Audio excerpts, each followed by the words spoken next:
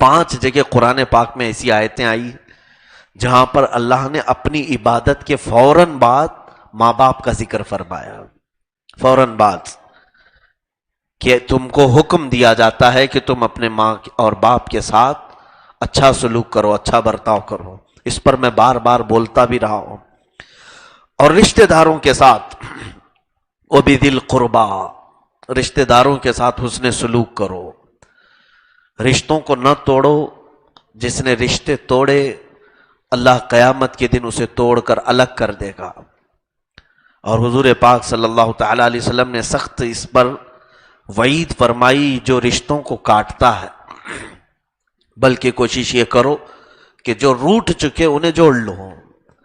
دنیا ویسی بھی 4 دن کے بعد ختم ہونے والی ہے. یوں جوان ہوئے، یوں بوڑھے ہوئے اور یوں جنازے چلے گئے. ہماری زندگیاں بہت فاسٹ چلتی ہیں. اتنے دنوں میں اگر یہ کڑواہٹ، نفرت اور لوگوں کی دوری کا جو بوجھ اٹھا کر کے چلو گے تو یاد رکھنا کہ جنازے بھی بہت بوجھل ہو جائیں گے. قبر میں بھی سکون سے نہیں سو پاؤ گے. آپ کو کس سے امید رہے گی آپ کی قبر میں جانے کے بعد؟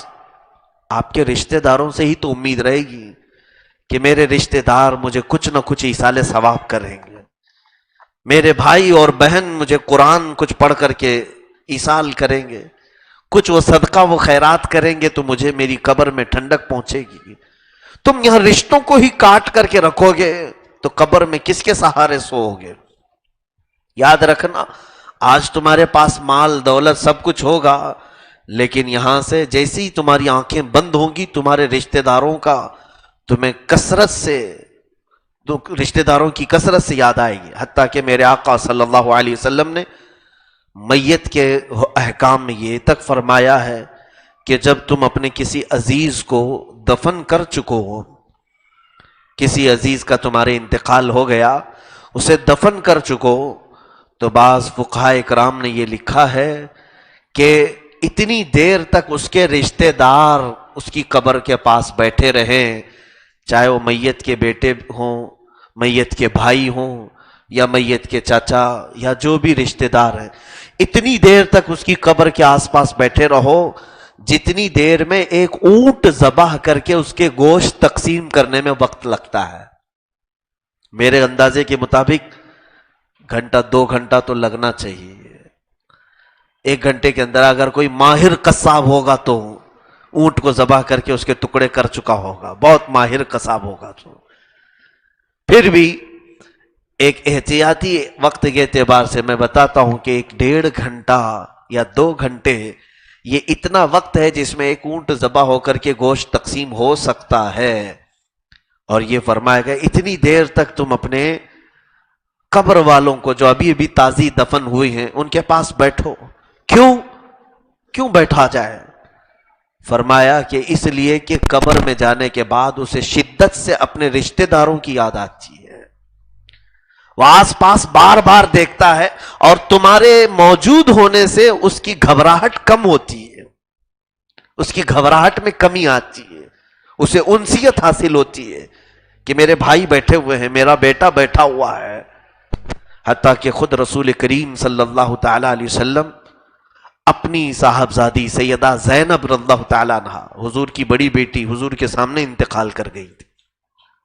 میرے آقا صلی اللہ علیہ وسلم نے جنازہ پڑھایا اور خود اپنے ہاتھوں سے دفن فرمایا. دفن کرنے کے بعد میرے آقا صلی اللہ تعالیٰ علیہ وسلم چلتے چلتے پھر رک گئے اور اتنی دیر رکے کہ صحابہ کو فرمایا کہ تسبیح پڑھو. تسبیح پڑھی گئی. کافی دیر تک میرے آقا صلی اللہ تعالیٰ علیہ وسلم اپنی صاحبزادی کی قبر کے پاس کھڑے رہے.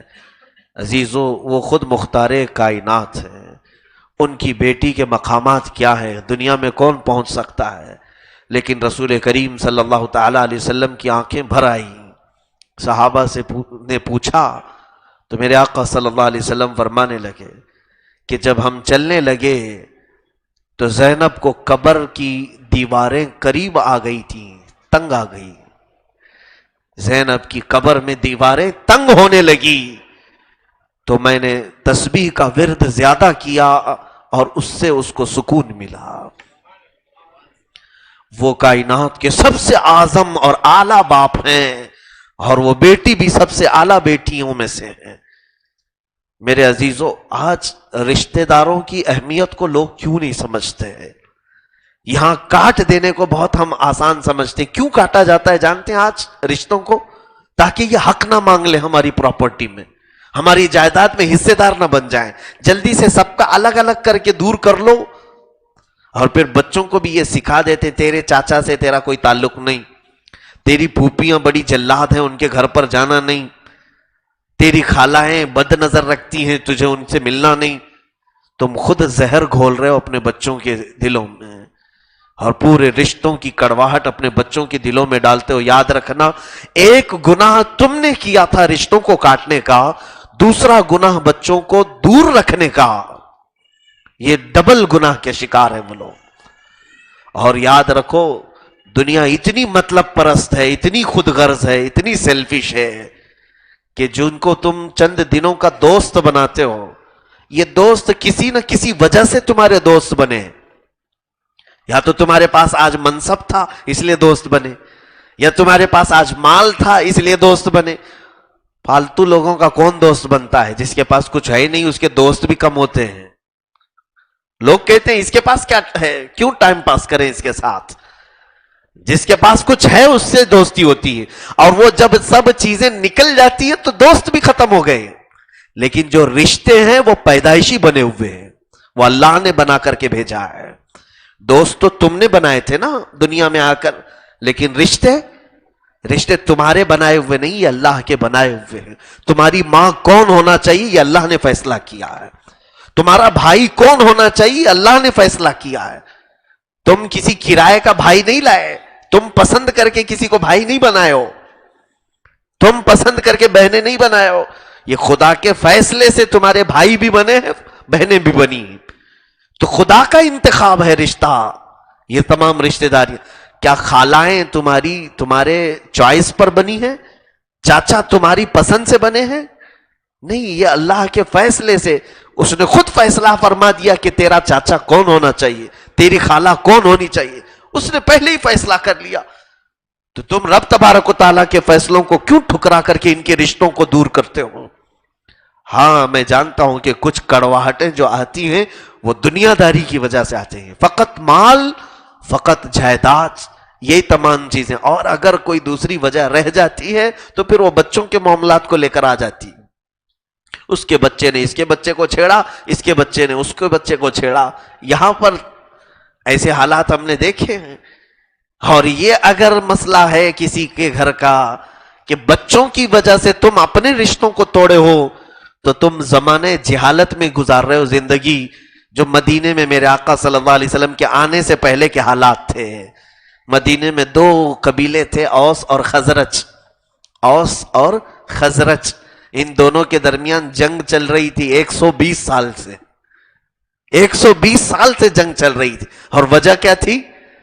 اوس اور خزرج کے دو لڑکوں نے آپس میں، اس قبیلے کے ایک لڑکے نے دوسرے قبیلے کے لڑکے کی کھٹوری توڑ دی تھی۔ ایک کھٹوری کیا ٹوٹی، دو گھروں میں لڑائی، گھروں سے چلتے چلتے خاندان میں آ گئی، خاندان سے چلتے چلتے پورے قبیلے میں لڑائی۔ اور یہ لڑائیاں کتنے سال؟ باپ مرنے سے پہلے بچے کو وصیت کر کے جاتا تھا کہ جنگ ہماری طرف سے بند نہیں ہونی چاہیے ورنہ ناک کٹ جائے گی۔ 120 سال تک چلائی ان لوگوں نے۔ تو میرے آقا صلی اللہ علیہ وسلم کا فضل اور آپ کا احسان ہے کہ اسی اوس اور اسی خزرج قبیلے کے لوگوں کو حضور نے انصار صحابہ میں لا کر بھائیوں میں جوڑ دیا تھا، وہ ایسے بھائی بن گئے تھے۔ عزیزان گرامی، رشتوں کی اہمیت کو سمجھو۔ میں اس لیے نہیں بولتا کہ یہ میری ڈیوٹی ہے، اس لیے کہ اللہ رب العزت نے جو ہمیں احکام عطا فرمائے وہ میں آپ تک اجاگر کروں۔ ہاں، صلح کرنا کبھی کبھار کڑوا لگتا ہے، صلح کرنا یہ ایک جگرے کی بات ہوتی ہے۔ میں آپ کو بتا دوں، جنگ کرنا انسان کے لیے آسان ہے اور صلح کرنا بہت مشکل ہے۔ حالانکہ دیکھا جائے تو صلح میں لگتا کیا ہے؟ صلح میں کچھ بھی نہیں خرچہ ہے، ادھر سے معافی مانگ لیا ادھر سے معافی مانگ لیا، خرچہ کچھ بھی نہیں۔ لیکن جنگ میں دونوں کا نقصان ہے، ادھر بھی مال لگانا پڑے گا، ادھر بھی تلواریں ٹوٹیں گی، ادھر بھی تلواریں ٹوٹیں گی. لیکن میں کہتا ہوں جنگ آسان ہے، انسان کی فطرت میں ہے، انسان کی طبیعت میں جھگڑا کرنا. جنگ آسان ہے، صلح بہت مشکل ہے، صلح بہت مشکل ہے. اور میرے آقا صلی اللہ تعالی علیہ وسلم نے صلح حدیبیہ کر کے دکھایا تھا کہ صلح کر کے حضور اکرم صلی اللہ علیہ وسلم نے پوری حالانکہ میرے آقا کی طاقت میں کوئی کمی نہیں تھی، اور اس وقت جو صحابہ حضور کے ساتھ تھے وہ 1400 کی تعداد میں تھے. جب عمرہ کے لیے میرے آقا تشریف لائے تھے اور مکہ والے عمرہ کرنے نہیں دے رہے تھے سن 6 ہجری میں، کتنے تھے حضور کے ساتھ جانتے ہیں؟ 1400 تھے. جبکہ جنگ بدر میں کتنے تھے؟ 313 ہی ان کے دانت کھٹے کر کے بھیج چکے تھے. آج حضور کے ساتھ 1400 تھے. کیا یہ 1400 ان کو نہیں مارتے؟ مکہ والوں کو ختم نہیں کر سکتے؟ لیکن وہ طاقت ہونے کے باوجود میرے آقا نے صلح فرمایا تھا. صلح ایک سخت عمل ہے، میں جانتا ہوں کہ اس میں نفس کو منوانا پڑتا ہے، ہماری انا کو مارنا پڑتا ہے، ہماری جو خود غرضی ہے اس کو مارنا پڑتا ہے. میں کیوں جھکوں، اس والے مسئلے کو ختم کرنا پڑتا ہے. اور یہ جلدی ہوتا نہیں ہے کیونکہ ابلیس کبھی ہونے نہیں دیتا. تم انتظار میں ہی بوڑھے ہو جاؤ گے. میری بہن پہلے آئے نا معافی مانگنے کے لیے، میرا بھائی پہلے آئے معافی مانگنے کے لیے، غلطی تو اس نے کیا تھا. اس انتظار میں بڑھاپا آ جاتا ہے اور کچھ کی تو موت آ جاتی ہے. ابھی چند دنوں پہلے کی بات ہے، ایک مسئلہ میرے پاس ایسا آیا. 4 بھائی اور ایک ہی بہن ہے. بڑے بھائی اور بڑی بہن، باقی سب چھوٹے بھائی تھے. بھائی اور بہن میں کسی مسئلے پر جھگڑا ہو گیا، اور یہ جھگڑا اتنا طول پکڑ گیا کہ دونوں کے گھروں میں پابندی لگ گئی کہ بھائی اور اس کی تمام اولاد بہن کے گھر نہیں جائیں گے، بہن بھائی کے گھر نہیں آئے گی. کافی دنوں تک چلتا رہا. میرے پاس بھی یہ مسئلہ آیا، میں نے یہی تمام باتیں بتائی. رشتوں کو سمجھو، ایک ہی تمہاری بہن ہے. وہ بوڑھے میاں کچھ نہیں سمجھے. عمر ختم ہونے کو آ گئی تھی لیکن ابھی اپنی بہن سے دوری اختیار کر کے بیٹھا یا. چھوٹے سے کچھ مسائل تھے. بہرحال بات یہاں تک آ گئی. یہ کئی میرے تجربے کی بات میں بتا رہا ہوں، اللہ کی پناہ. یہ کچھ عبرت والے کچھ ایسے واقعات مل جاتے ہیں جس کو دیکھ کر ہمارا دل دہل جاتا ہے، دل کانپ اٹھتا ہے. اتفاق ایسا ہوا کہ انہی دنوں میں بہن تو چاہ رہی تھی لیکن ہو نہیں سکا. بہن کا انتقال ہو گیا، انتقال ہو گیا. خبر آئی، باقی 3 بھائی تھے لیکن یہ بڑا بھائی جنازے میں بھی شریک نہیں ہوا اور نہ ہی اپنے بچوں کو جنازے میں جانے دیا کہ وہ ہمارے ساتھ اس نے ایسا کیا تھا ویسا. کتنا دل کٹھور ہو گیا، کتنا سخت ہو گیا. جنازہ چلا بھی گیا. مجھے جب خبر کی گئی تو مجھے بھی بڑی تکلیف ہوئی اس مسئلے کو لے کر. اگرچہ میرا اس میں کوئی رشتہ دار نہیں، میرا ان سے کوئی خونی تعلق نہیں، لیکن بطور مسلمان دل میں قلق ہوا، تکلیف ہوئی. اور میں نے صرف اتنا پیغام بھیجا کہ ان صاحب سے کہنا کہ دوبارہ میرے پاس کبھی نہ آئیں. جو اپنے بہن کے جنازے میں نہیں جا سکتا وہ میرے پاس کیا دعا کے لیے آئے گا. بہرحال یہ بات آئی گئی. آج سے تقریباً 1.5-2 سال کا عرصہ گزر چکا ہوگا. ابھی خبر ایسی کہ اس صاحب کے پورے بدن پر فالج کا اثر ہے، آدھا بدن پورا فالج کا اثر ہے. اولاد پوری چھوڑ کر باہر ہے، بستر میں ہی پیشاب پخانہ سب ہوتا ہے. عورت بڑھاپے کی شکار ہے، عورت خود ہی معذور ہے. اب وہ بستر پر کہتا ہے کہ مجھے میری بہن سے جو بچپن میں محبت تھی وہ آج یاد آ رہی ہے کہ میں جب ٹھوکر کھاتا تھا یا کچھ بھی ہوتا تھا تو مجھے ہاسپٹل میری بہن لے کر کے جاتی تھی. آج اس پوزیشن پر آ کر کے اس بوڑھے میاں نے یاد کر ہی لیا. ہاں، یہ میں دعا کرتا ہوں کہ اللہ اس غلطی کو معاف کر کے دونوں کی مغفرت کرے. لیکن جو کام کیا تھا وہ بہت ہی خطرناک کام ہے.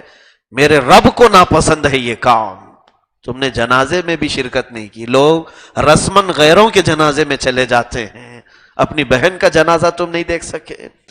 عزیزان گرامی, کیا رشتوں سے اتنی بھی دوریاں ہوتی ہیں؟ اور میں بار بار کہہ رہا ہوں کہ آج جتنے لوگ توڑ کے بیٹھے ہیں, میری یہ زبان ان کے کانوں میں گونجے گی بعد میں, تم اپنے انہی رشتوں کو ایک دن یاد کرو گے. کاش میرے فلاں ہوتے تو آج میرا کام ہو جاتا. کیونکہ رشتے اللہ کے بنائے ہوئے ہیں, تمہارے بنائے ہوئے نہیں. اور جب رب تبارک و تعالیٰ نے رشتے بنائے ہیں تو ان کے دلوں میں تمہاری محبت اللہ ہی ڈال کے رکھتا ہے.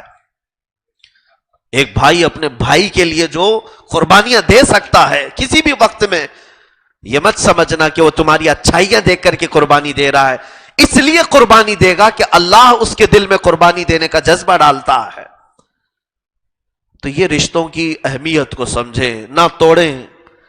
کچھ لوگ اس طرح سے صرف اور صرف مال کی وجہ سے اپنے رشتوں کو توڑ کر کے بیٹھے ہیں.